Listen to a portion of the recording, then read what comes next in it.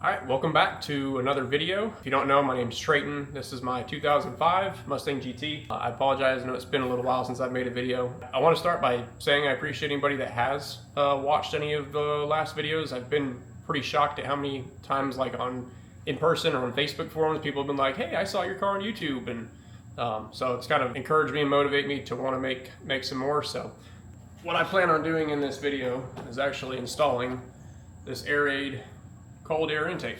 It's funny enough, in like the 8 years I've owned this car, the first power mod that I've actually ever done to this car, then I guess if you want to consider exhaust. I haven't wanted to spend a ton of money on this motor because they simply don't make a ton of power with just bolt-ons and stuff. I don't think that the horsepower per dollar is necessarily worth it.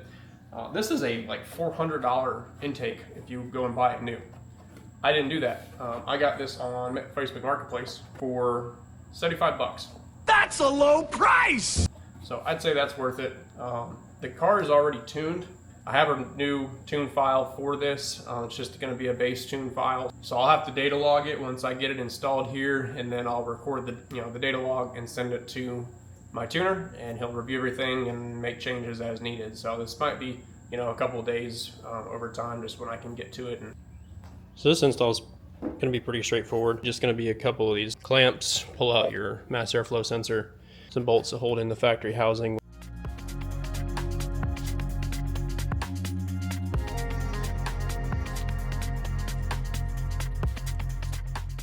Okay, I have the intake installed.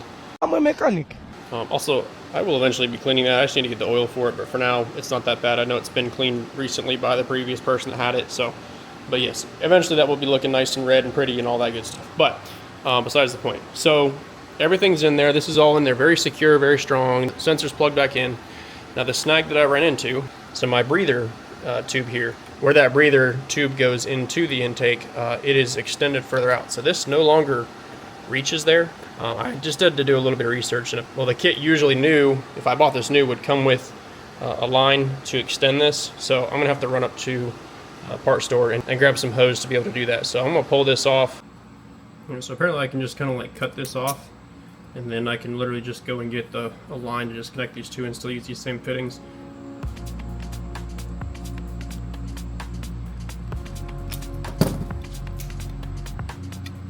Cool. I can just put a hose right over here, and that way I can extend this. So I'm going to do the other side now. Alright, both sides are cut off, so I'm going to go to the store.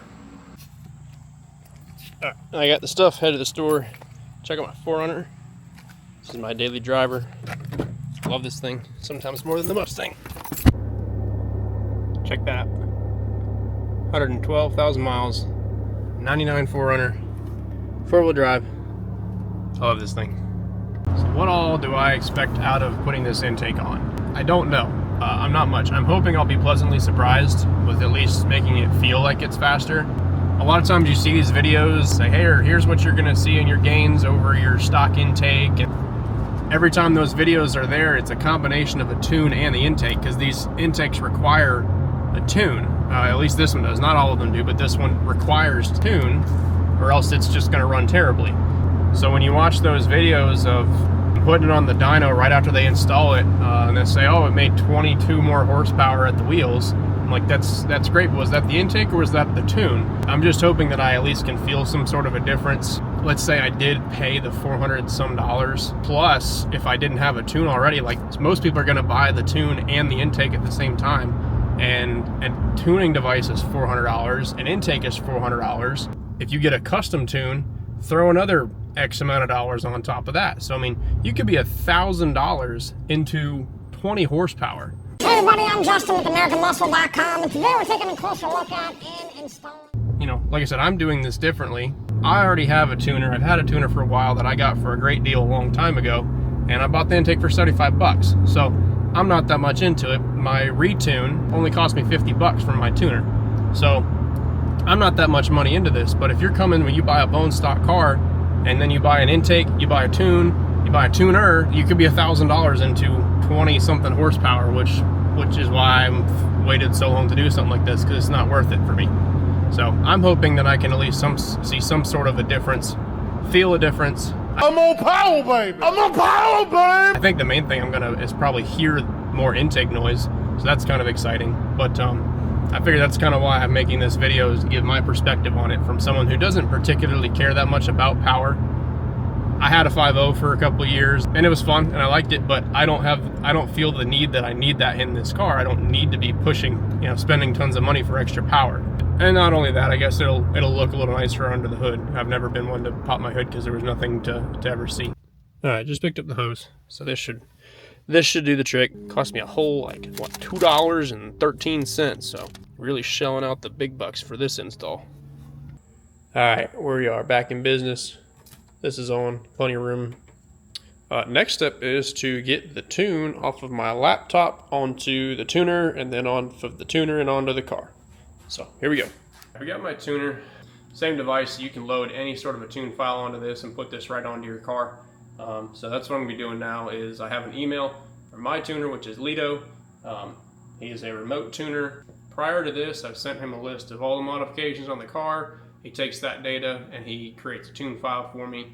So I'm gonna now load that off of my laptop through the email onto this device, and then off of this device onto my car.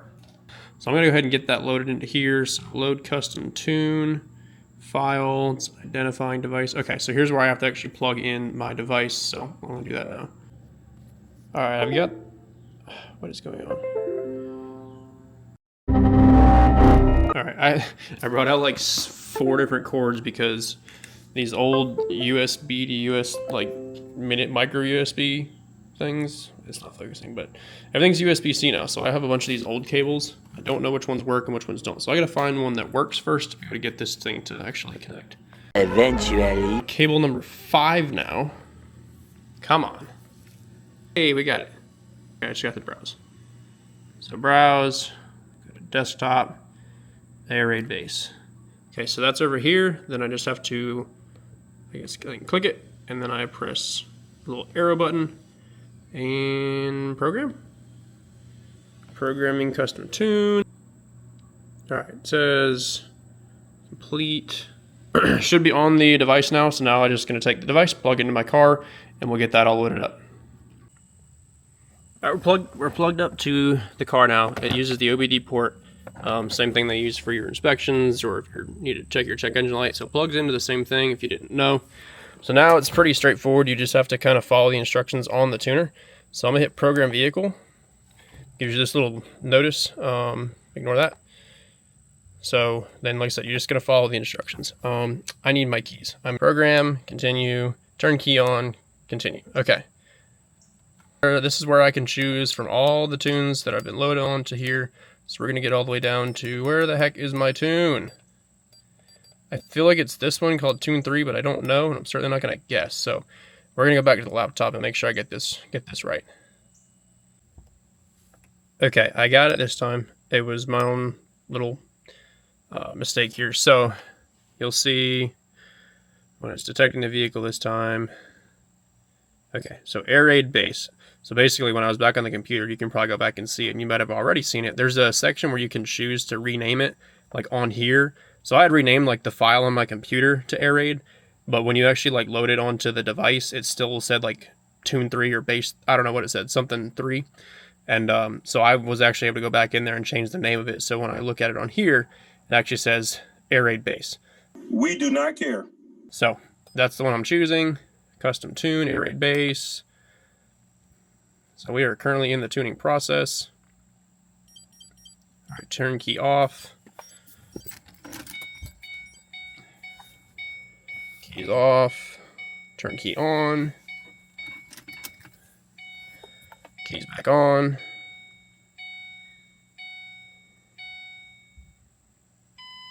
Cool. And this is where your screen on here is going to say a whole bunch of crazy stuff. Which the door is ajar, but check charging system, fuel data low, all that good stuff. So this is all normal, just part of it. So you just kind of let it do its thing. And so here's when we wait. Tune is complete. So first start, let's see how it goes.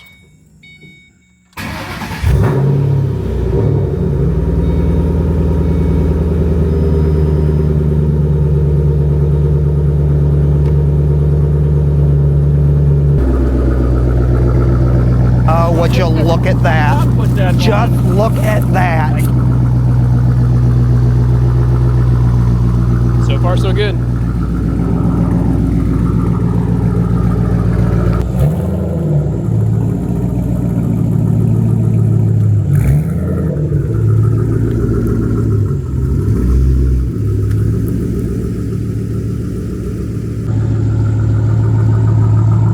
Seems to be running nice and healthy. Figure while I'm out here, point out, got some new taillights, Vector V2s. I think they look pretty good, nice smoke look, kind of matches like the wheels and the little American flag decal I got here. Also have new headlights. These were both the headlights and taillights were sponsored by American Muscle. I like them. Some people have different thoughts, and I understand they're a little bit different. And I plan to actually open these up and make some modifications to them. I turned on the little tri-bar lights on there so you can see those, but yeah, like I said, something to try, something different. Pretty cool. Just started data logging the idle, so this is what it looks like. Pretty kind of crazy. Definitely pretty cool too. I'm just gonna let this, go for a minute or two, make sure everything looks all right. Okay, I'm gonna go ahead and take this thing for a drive.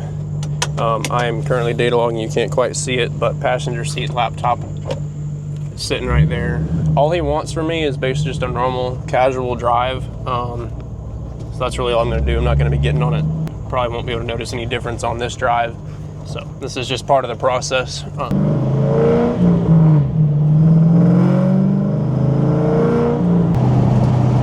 I mean, it feels about the same so far.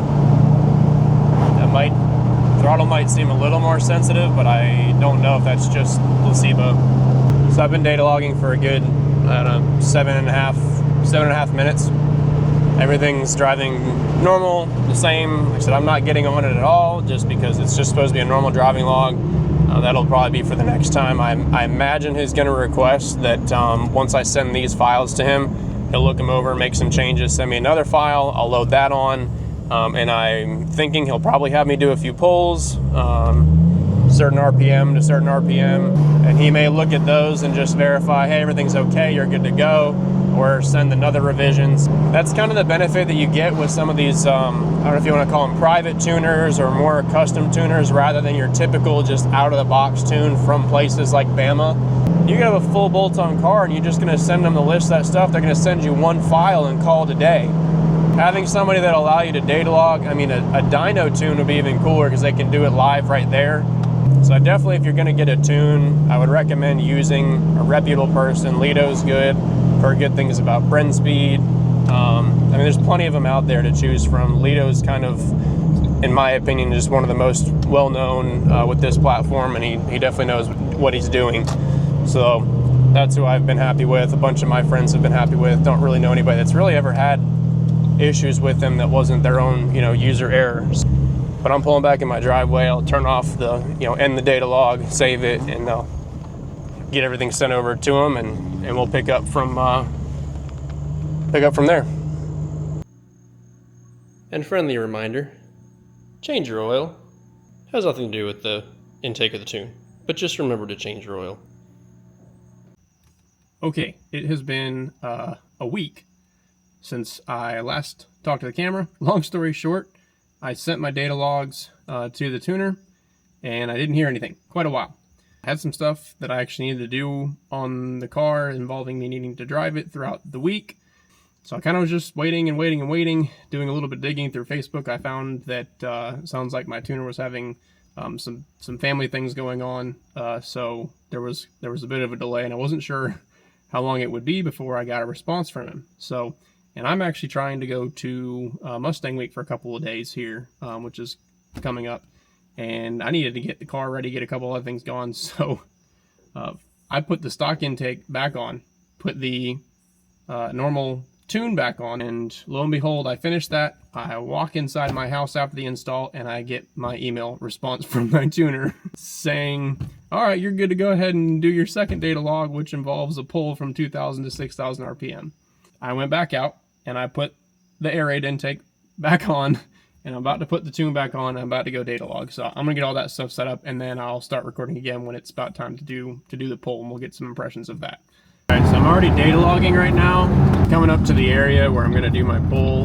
I'm gonna do third gear, 2,000 to 6,000 RPM. I've got 410 gears, so won't be going crazy fast, but we'll be up there. Third gear, 2,000 to 6,000. Let's see what we got.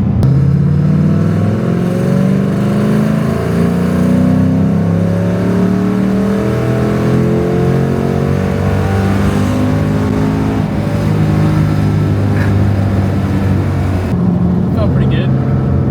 If you couldn't tell, the car sounds a little different. We'll get into that another day.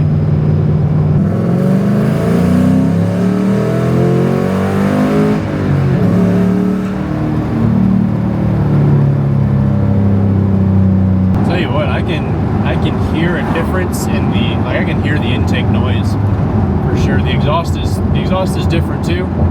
Now obviously makes a difference, but I can hear the intake noise. That's pretty cool. I'm gonna head home and send the data logs, and we'll pick up hopefully in less than a week. But we'll see. I'm picking this up a couple days later.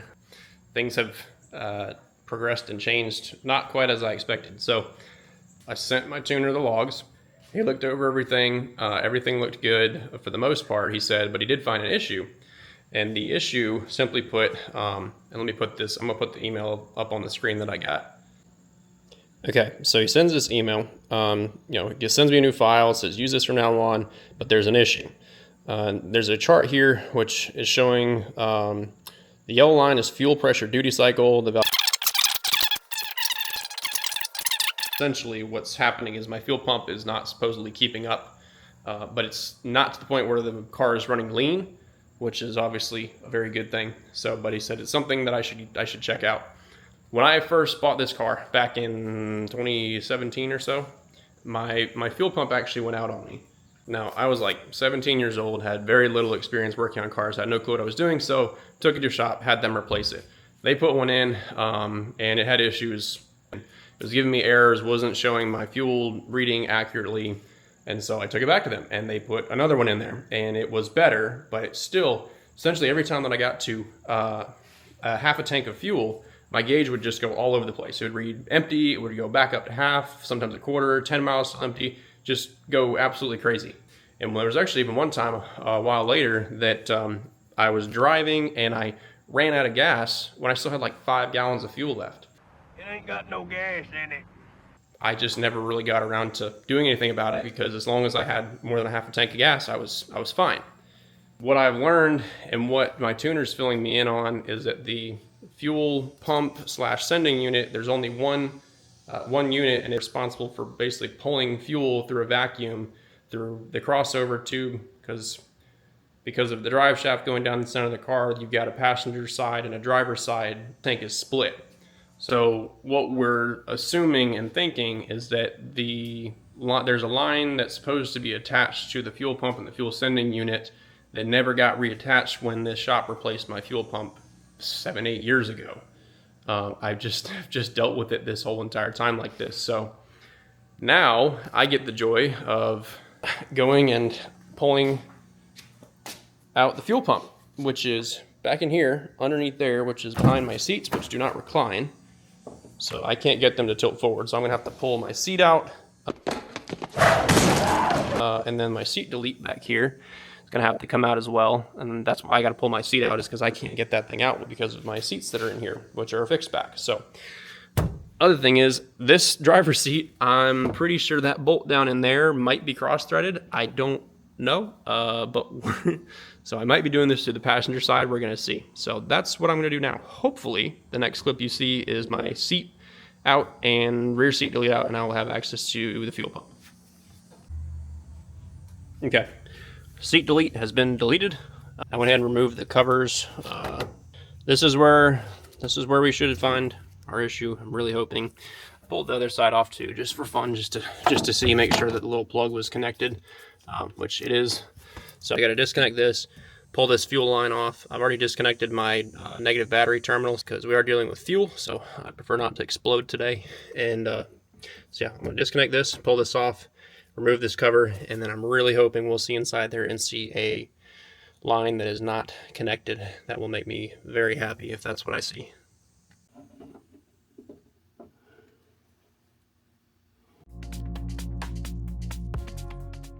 So I actually just put the seat delete back in because we've probably resolved the issue. Nope.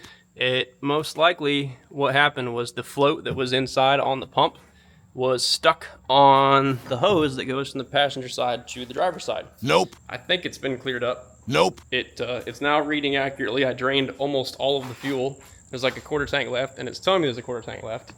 I got visited by some people. Hello. Were very helpful. Mark spilled fuel all over my floor. That's about all he did. That's what did he say? And then Cameron was here for emotional support. So I'm putting everything back together on the car now, and the seat's going back in, and we're going to test drive it. 2 weeks later. So it has actually been about 2 weeks, and quite a few things have happened, and essentially almost half the stuff that you probably just watched me do with trying to figure out this whole fuel issue that I was dealing with, I was not from the beginning understanding what the first email that my tuner sent me saying, here's your issue. So I did quite a few things. I recorded some of it. I'm not going to put all of it in there because this video is supposed to be about the intake and not about me trying to poorly figure out what's wrong with my car. I have figured out what's wrong with it, and long story short, I needed a new fuel pump. Basically, when I'm wide open throttle, once I get at about 3,700 RPMs, the fuel pump is maxed out in the amount of fuel that it's able to supply my engine. So that has taken care of that issue with the duty cycle. It's no longer saying that my pump is not keeping up. The new pump is keeping up just fine, exactly where it should be. And also my fuel gauge issue has been fixed. I have drove it all the way to South Carolina for Myrtle Beach last week, and drove it around, and I got down well below a quarter of a tank, which I could never even get close, not even past half a tank before my gauge started going crazy. So that is all corrected. Everything's fine with that. So with all that said, that brings the great point of why it's beneficial to use a tuner that you can send data logs to. Because had I not done that, I would have had no idea that this issue was even happening. And, you know, that pump, yes, it wasn't bad enough to where it was making making the car run lean. But if it got worse, bad things can happen when your car starts to run lean. Luckily, I don't believe it ever got to that point, but thanks to my tuner, I was able to, diagnose this and figure this out so that I wouldn't have to worry about it in the future. So fresh pump is in there. Everything is working as it should. So let's get back to what this video is about, which is the intake. Now, to summarize where I'm at in the whole process of things, I have my second file on here that the tuner has sent me. I've driven the car plenty. I wish I would have been able to record kind of first reactions and stuff like that, but just with timing of trying to diagnose my fuel issue this whole time, I just wasn't really able to do that. So I'm going to go ahead and do that now, but I currently have basically kind of the final tune on there. I may send one more data log just to make sure everything is perfect, after having everything on there for a little bit now. But so yes, the AirRaid intake is on there. Looks much nicer under the hood than that stupid stock one. So yeah, let's go for a drive and I will give more of my thoughts. Okay, so I'm out driving the car with the final tune on there, with the intake on there, with the car set up how it's supposed to be. Now, what are my thoughts on the actual intake, and am I happy with it? And just, is it something that you should do to your car? Long story short, yes and no. I don't, it just depends on the situation that you're in. If you've just bought your car, it's brand new to you, it's bone stock, and you say, I want a little bump in power, intake is not the first thing that's gonna be on my list, just simply because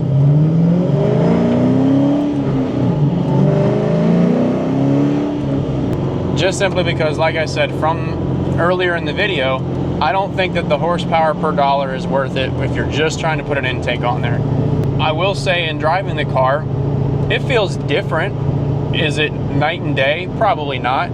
But if you put me in the car and you didn't tell me that I put a new intake on it and I drove it, I probably wouldn't really know. I might think, oh, it's just running a little better today. But one thing I do notice is when I put my foot down, I can hear the intake. I can hear the induction noise a little bit better. I mean, it's basically supercharged now. So What? Bro, what are you talking about, man? but it does have a little bit of a different driving feel to it. It does have a better noise to it.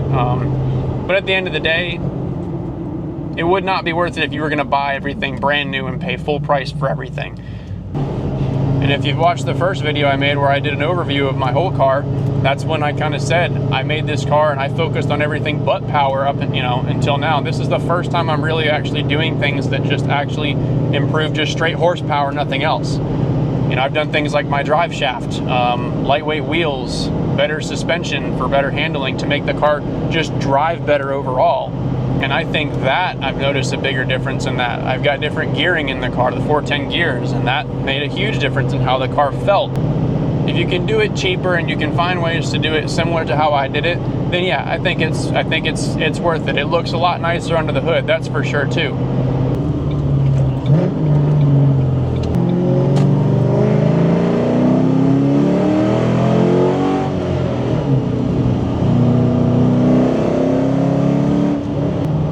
So yeah, it's better. It's nothing ridiculous, it's nothing crazy, but you can't expect it to be. I think what I will do too is I'm actually going to take my microphone here that I'm currently wearing right here. I'm actually going to stick it up underneath the engine bay, up near the intake, and just give you a little bit of that induction noise that you get with these intakes over the stock ones, because that's pretty cool. So I'll throw a couple clips in there.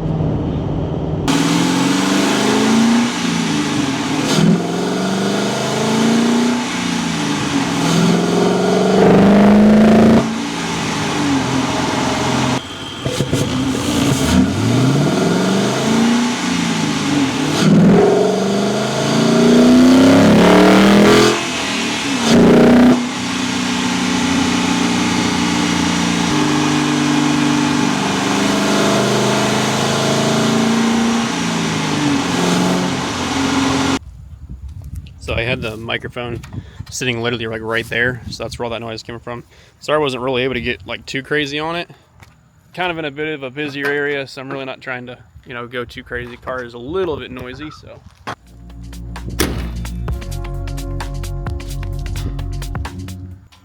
I think that's about gonna do it for wrapping this video up. Overall, I'm pretty happy with it. Nice little jump in how the car feels. You can definitely feel a little bit of a difference with the little butt dyno test. So lets the car breathe a little bit better, makes it sound a little bit better. So yeah, with that said, I appreciate you watching, and hopefully you'll catch me in the next one. I'm actually planning on continuing to make more videos right from now. So hopefully we'll have another one coming out for you soon. So yeah, my name's Trayton. Thanks for watching. See ya.